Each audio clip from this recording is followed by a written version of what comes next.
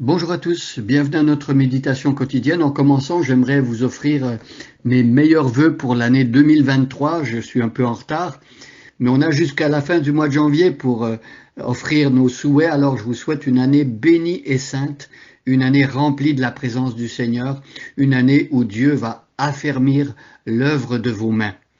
Alors nous poursuivons aujourd'hui dans le chapitre 3 de l'Apocalypse notre méditation sur les messages envoyés aux 7 églises, 7 congrégations, 7 communautés qui se trouvaient en Asie mineure, c'est-à-dire en Turquie actuelle.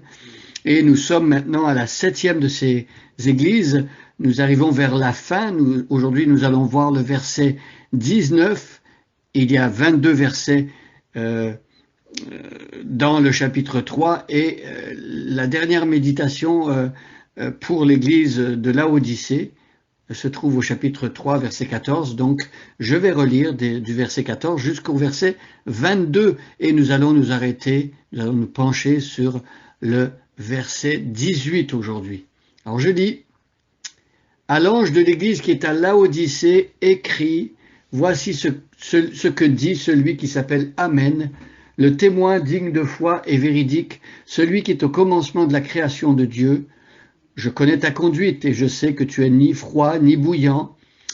Ah, si seulement tu étais froid ou bouillant.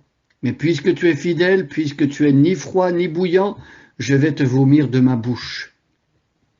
Tu dis: je suis riche, j'ai amassé des trésors, je n'ai besoin de rien. Et tu ne te rends pas compte que tu es misérable et pitoyable, que tu es pauvre, aveugle et nu.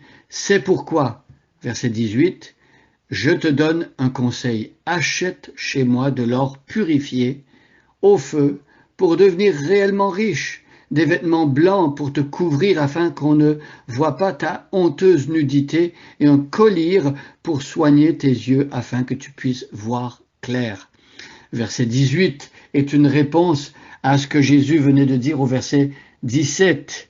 Alors cette église qui vit dans le compromis, cette église qui est sous la menace de Jésus, qui dit que si elle ne se repent pas, cette église, eh bien Jésus va la vomir de sa bouche. Eh bien cette église qui est pauvre, qui est nue, misérable, pitoyable, eh bien voilà ce que Jésus dit à cette église. Je te donne un conseil. Jésus veut aider cette église. Jésus est rempli de compassion pour des églises qui sont même encore actuellement aujourd'hui en train de s'égarer, et des églises qui sont tentées par le compromis. Voilà ce que Jésus dit. Je te donne un conseil. Achète chez moi de l'or purifié au feu. Et donc il s'agit ici de se tourner résolument vers Jésus, de s'adresser à Jésus pour qu'il purifie. Achète chez moi de l'or purifié. Voilà la vraie richesse d'une église. C'est que cette église soit purifiée par le Seigneur Jésus-Christ pour devenir réellement riche. Alors on peut avoir une certaine idée de ce que c'est qu'une église riche. Bien sûr, la première chose qui nous vient à l'esprit, c'est la richesse monétaire, matériel, mais il y a aussi parfois une richesse des églises qui pourraient se targuer d'avoir une richesse peut-être intellectuelle ou artistique ou plein de talents dans toutes sortes de domaines.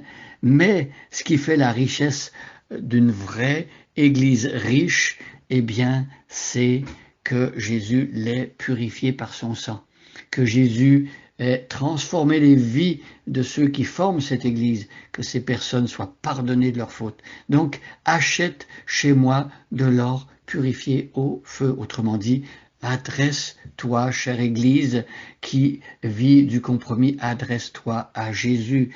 Présente-toi devant lui et demande-lui de te purifier pour devenir réellement riche. Ensuite, achète chez moi des vêtements blancs pour te couvrir afin qu'on ne voie pas ta honteuse nudité. On parle ici de ce que en théologie on appelle la justification par la foi. Par la foi en Jésus, par le sacrifice de Jésus-Christ, parce que Jésus a mené une vie parfaite.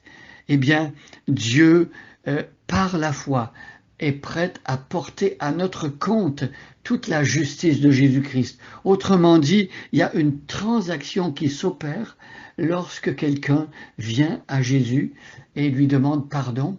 Eh bien, ce que Dieu fait, c'est qu'il met la justice de Jésus-Christ, il la porte à notre compte, qui était dans le rouge, et il met les vêtements sales qui nous souillaient, il les a mis sur Jésus, et Jésus à la croix a été puni pour des fautes de la race humaine et des hommes qui ont péché contre Dieu. Ces fautes ont été portées au compte de Jésus, et Jésus a subi le jugement de Dieu à notre place. Voyez la transaction.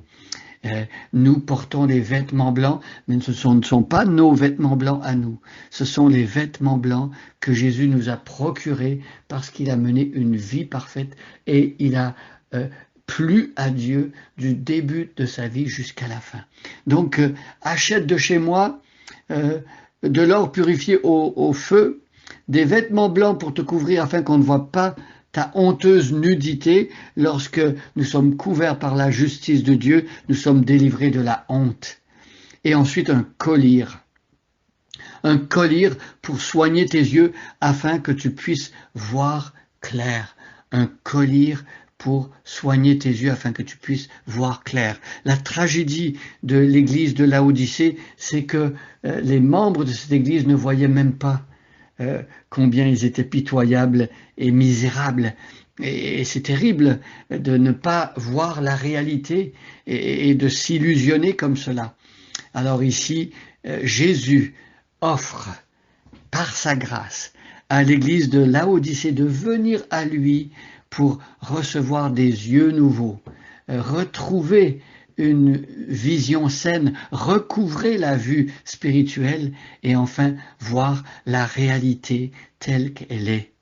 Nous pouvons nous réjouir de pouvoir voir la réalité telle que Dieu la voit, même quand il s'agit de voir ses propres fautes. Merci Seigneur, parce que tu me montres mes fautes afin que je puisse venir à toi pour les confesser, pour demander pardon et pour être restauré. Alors voilà, ici au verset 18, voilà la solution que Jésus propose à l'église de Laodicée, c'est qu'elle vienne à lui, qu'elle implore sa miséricorde et sa grâce, qu'elle recherche la purification, la justification et aussi une vision claire en recevant la lumière qui vient du Seigneur Jésus-Christ.